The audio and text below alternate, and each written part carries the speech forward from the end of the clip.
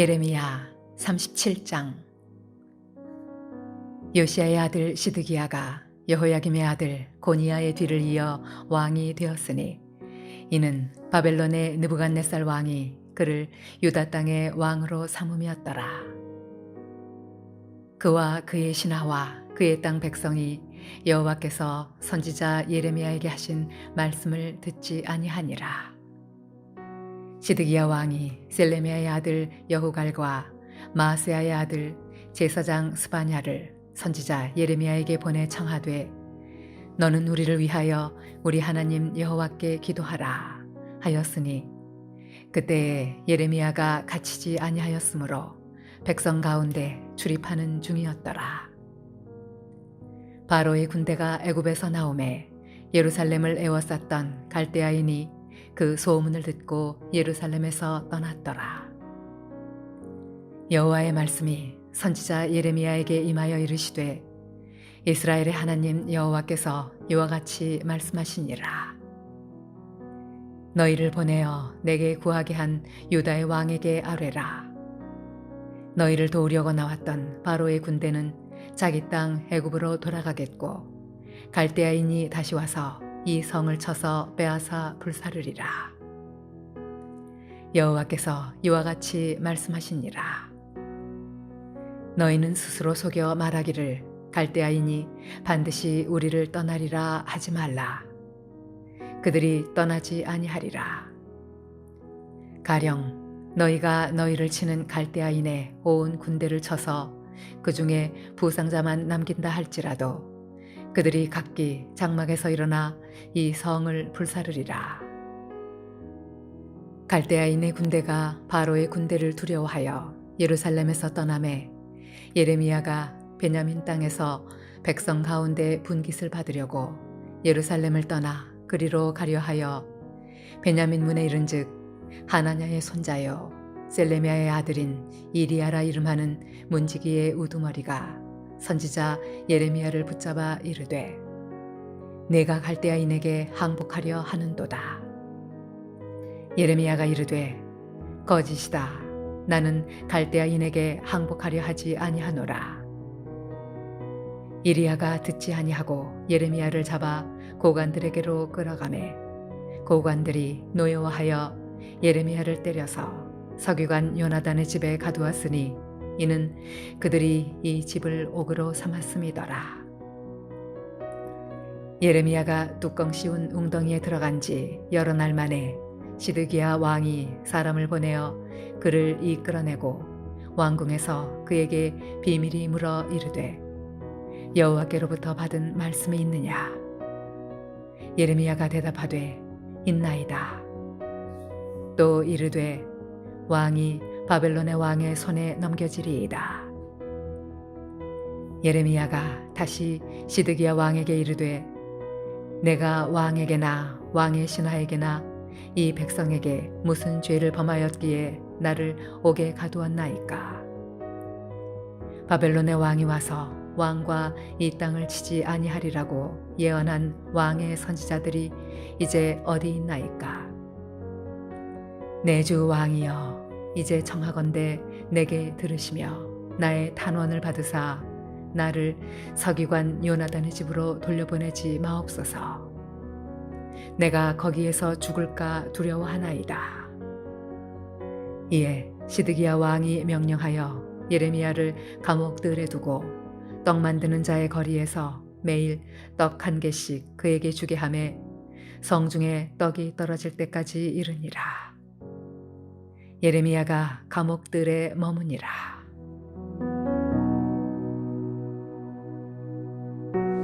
할렐루야. 사랑 물레동교회 성도 여러분, 오늘 하루도 믿음 가운데 승리하시길 바랍니다.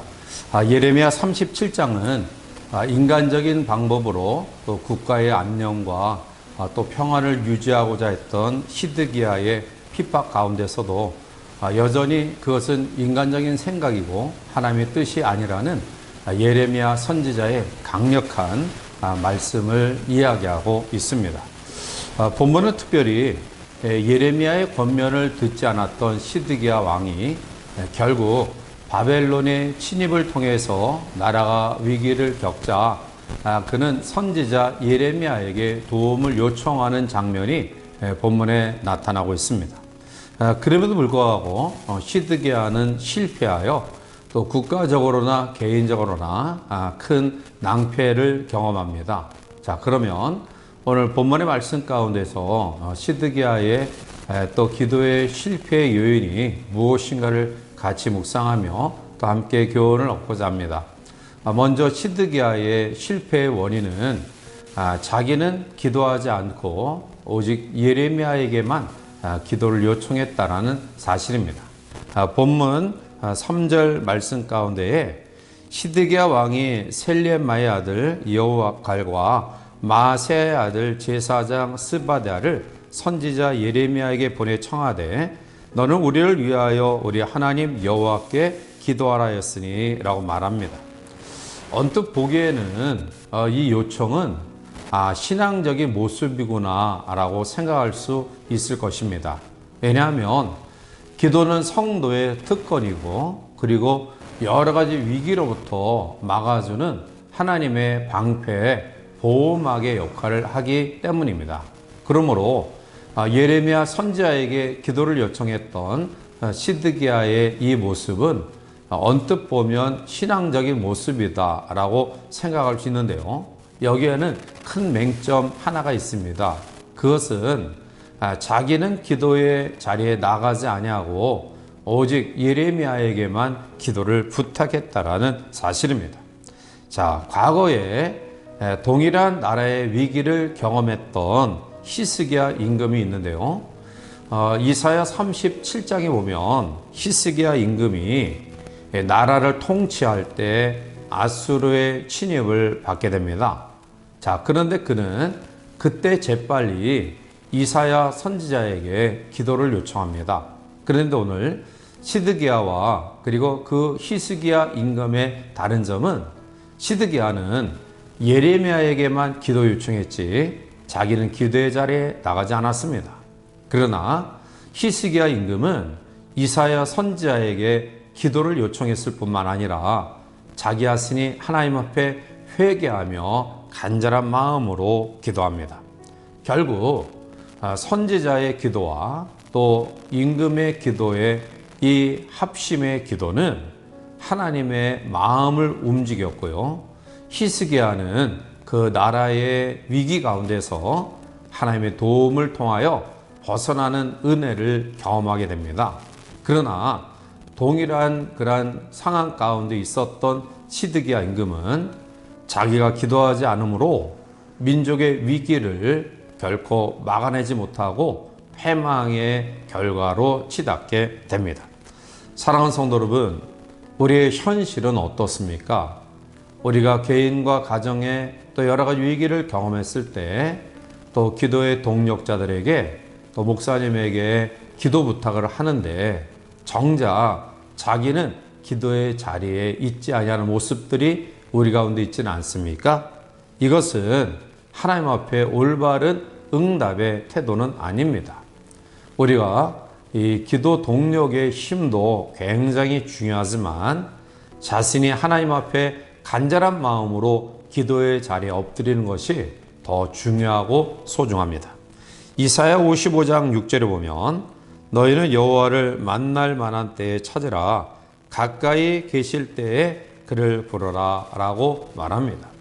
오늘 시드기야 임금은 왕으로서 권력을 가지고 명령만 했지 자기는 하나님 앞에 겸손한 마음으로 기도의 자리를 찾지 않았기에 결국 개인과 나라의 패망을 경험하게 됩니다. 두 번째로 우리는 시드기야 임금의 실패의 원인을 어디에서 찾을 수 있냐면 그는 선제를 통해서 주어진 기도의 응답을 실천하지 않았다는 데 문제가 있습니다. 나라의 위험을 직시하고 시드기야 임금은 토굴 안에 갇혀 있었던 예레미야를 급히 호출합니다. 그리고 예레미야에게 묻습니다.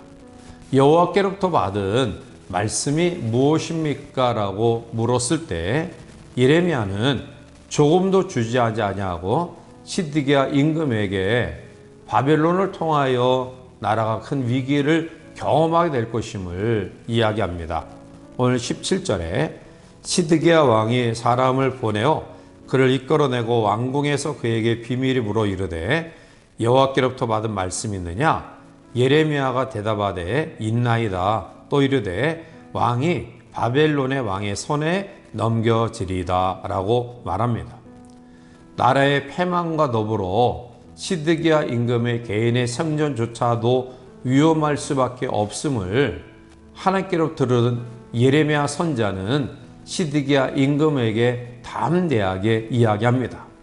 그렇다 한다면 그러한 위기 가운데서 예레미야의 도움을 요청할 정도가 있다 한다면 하나님의 선지자 예레미야의 권고와 훈계를 잘 들어 경청하고 실천해야 될 텐데, 그런데 시드기야 임금은 자기가 생각해 놓았던 그 생각과 전혀 다른 이야기를 하는 예레미야 선지자의 하나님의 말씀을 귀담아 듣지 않습니다. 이것은 하나님의 권위에 대한 정면적인 도전이고요. 하나님의 권위에 대하여 도전한 사람 치고 이 땅에 살아남은 자 없는 것입니다. 결국 우리도 이러한 모습들을 가지고 살아가지는 않습니까? 우리가 묵상하며 기도하는 가운데 하나님의 선하시고 기뻐하시고 온전한 뜻이 발견되어진다 한다면 그것을 재빨리 실천하는 것이 살 길임을 믿습니다. 신명기 5장 33절에 너희 하나님 여호와께서 너에게 명령하신 모든 도를 행하라. 그리하면 너희가 살 것이요 복이 너에게 있을 것이며 너희가 차지한 땅에서 너희의 날이 길리라 라고 말합니다. 결국 우리의 살 길은 말씀을 듣고 말씀을 순종하는 행함이 있는 믿음입니다. 사랑하는 성도 여러분, 우리에게는 기도라는 놀라운 특권이 있는데요. 그 기도가 하나님의 놀라운 응답의 은혜를 경험하는 바른 기도가 되기 위해서는 기도는 내가 하는 것이다. 또한 응답의 은혜를 우리가 감사하는 마음으로 바르게 실천하는 순종이 필요하다라는 말씀입니다. 따라서 이 아침 하나님 앞에 말씀을 묵상하는 가운데 기도하는 가운데에 하나님이 여러분들에게 주시는 그러한 음성의 응답의 은혜가 있다 한다면 그것을 우리들이 바르게 실천함으로 이 하루도 하나님의 역사심 속에 거하는 복된 삶이 되시기를 주님의 이름으로 간절히 축원해 드립니다. 함께 기도하시겠습니다. 사랑과 은혜가 충만하신 하나님, 우리의 삶에 예기치 못한 위기와 어려움이 있을 때가 있음을 주님 앞에 고백합니다. 그러나 우리에게는 놀라운 특권이 있으니 그것은 기도를 통하여 하나님의 역사를 경험하는 것입니다. 그런데 하나님의 역사를 경험하기 위해서는 우리 자신이 스스로 자원하여 위기와 문제를 가지고 기도하는 기도의 용사들이 되기를 바라고, 또 우리에게 주신 하나님의 응답의 말씀을 실천에 옮기는 행함이 있는 믿음을 통해 하나님의 놀라운 은혜를 경험하는 복된 성도들이 될 수 있도록 이 하루 축복하여 주시옵소서. 예수님의 이름으로 감사하며 간절히 기도하옵나이다. 아멘.